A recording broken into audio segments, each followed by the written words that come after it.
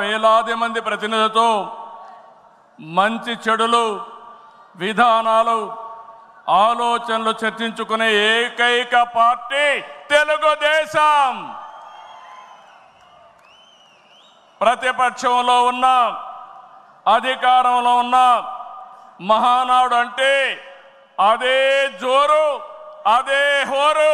మీ ఉత్సాహం చూస్తే నా మనసు ఉప్పొంగుతా ఉందని చెప్పి తెలియజేస్తున్నా. రాయలసీమలో మహానాడు అంటే తిరుపతిగా ఉండేది.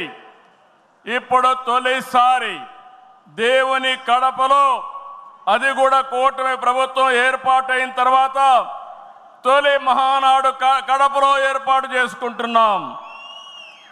ఈరోజు కడప గడ్డపై జరుగుతున్న ఈ మహానాడు చూస్తే ఎన్నికలై ఏడాది జరుగుతున్నా మీలో ఆ కసి, ఉత్సాహం, ఉద్వేగం ఏమాత్రం తగ్గలేదు. నేను చాలా మహానాడు చూశాను. దగ్గర మనం చూస్తే 34 మహానాళ్ళు మనం జరుపుకున్నాం. 2 మహానాళ్ళు డిజిటల్గా జరిగాయి.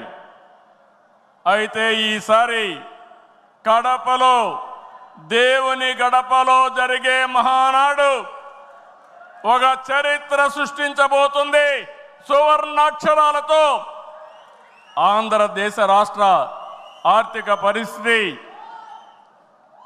ఒక దశ దిశ నిర్దేశిస్తుందని చెప్పి తెలియజేసుకున్నా.